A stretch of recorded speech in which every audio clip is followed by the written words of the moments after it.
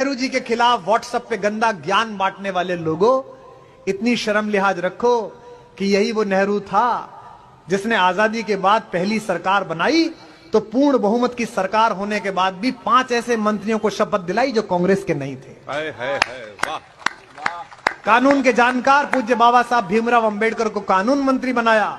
और यहां बैठे हो दक्षिण पंथ के लोग तो उनकी तालियां शायद इस बात पर मिलें, और आगे से बुराई करने से पहले सोचना, जिस नेहरू को गाली देते हो उसी नेहरू ने आपके सबसे बड़े पूर्वज, आपकी पार्टी के संस्थापक श्यामा प्रसाद मुखर्जी को कश्मीर मामलों का मंत्री बनाया। वाह वाह वाह वाह। और जब हम वियना में गए अपना पक्ष प्रस्तुत करने के लिए तो पूर्ण बहुमत की सरकार के बाद भी नरसिंह राव ने अपनी पार्टी के किसी आदमी को नहीं भेजा।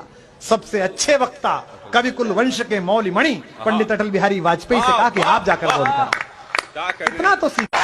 नेहरू जी का जन्मदिन था, सारे बड़े कवि आए हुए थे हिंदुस्तान के। बच्चन जी ने कवि गोष्ठी रखी थी, नागार्जुन आए हुए थे किसी संदर्भ में, नागार्जुन मिलने गए थे बच्चन जी से, तो इंदिरा जी उनको सुन चुकी थी शांति निकेतन में, इंदू कहते थे, तो इंदू जी बुलाने आई कवियों को कि भैया प्रोग्राम शुरू होने वाला, जैसे आपको हमको तबस्सुम जी कहने आई थी आइए। तो देखा बाबा नागार्जुन बैठे हैं, तो इंदू जी ने कहा कि बाबा आप भी चलिए, पापा की बर्थडे है, आप कविता। तो नागार्जुन ने कहा, जवान नागार्जुन ने, कि इंदू तुम्हारे पिताजी हमारी कविता सुन नहीं पाएंगे। अब इंदिरा जी तो बहुत शालीन थी और स्वीकार करने वाली थी। इंदिरा जी ने कहा नहीं नहीं कोई बात नहीं, आप चलिए, सब स्वीकार करेंगे, आप चलिए, मेरा इसरार किया। बच्चन जी ने भी शर्मा शर्मी कहा कि चलिए चलिए।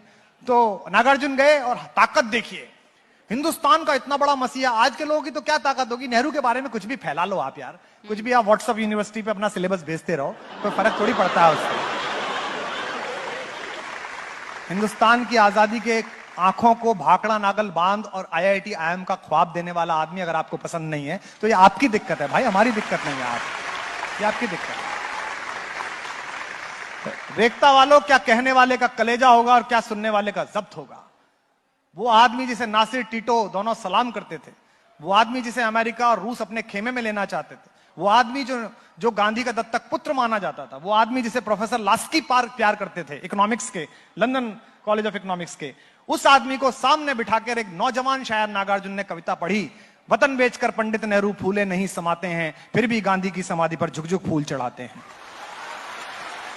और ये नेहरू ने सुनी।